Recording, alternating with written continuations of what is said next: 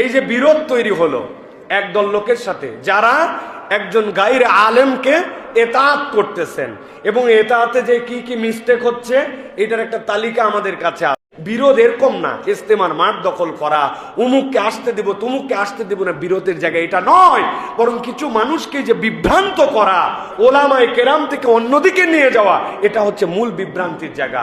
তারা ফতোয়া দিয়েছেন এতাআত যারা করে যে পকেটে মোবাইলে যেহেতু ভিডিও হয়, মোবাইলে হ্যান হয় ত্যান হয়, এই জন্য পকেটে মোবাইল রাখলে উনার ব্যক্তিগত মতামত হচ্ছে নামাজই হবে না, কেননা একটা হারাম জিনিস আপনি পকেটে নিয়ে নামাজ পড়তেছেন। এছাড়াও তারা বলেছেন কোরআন বুঝে পড়া ওয়াজিব, কোরআন না বুঝে পড়লে ওয়াজিব লঙ্ঘন হবে, বাকি পড়ার উপকার হবে না।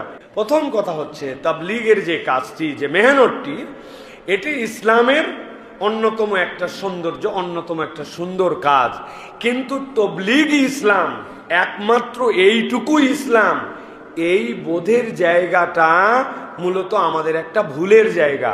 কেননা এই জায়গাটুকুকে প্রায়োরিটি দিতে যে আমরা অনেক সময় যেই সকল কথাবার্তা তাবলীগের যে দুই ভাগ হয়েছে এর এক পক্ষের মুরব্বীদের থেকে শুনেছি, এতে বোঝা যায় যে তারা অনেকাংশেই কতক ক্ষেত্রে আল্লাহ রাব্বুল আলামিন তাদের যে বোধ দিয়েছেন ওই বোধ বিচারটা তারা শরীয়তের উপর উঠাই ফেলছেন।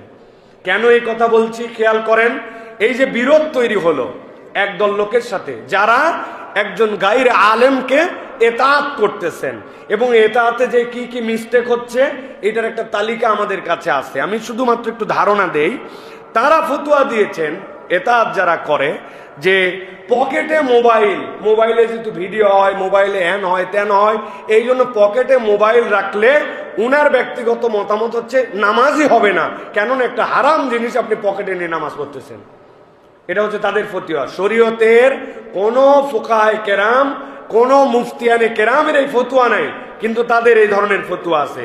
তারা আরো বলতেছেন যে কেউ যদি কোরআন শিখায়, সালাত আদায় করায়, এরপরে সালাতের বিনিময় হয় না, কোরআনের বিনিময় হয় না, কিন্তু যে হাদিয়া দেওয়া হয় আপনার কোরআনের শিক্ষককে অথবা আপনার ইমামকে, তারা বলছেন এইটা সম্পূর্ণ হারাম, এটা যে গ্রহণ করবে সে হারাম খায়।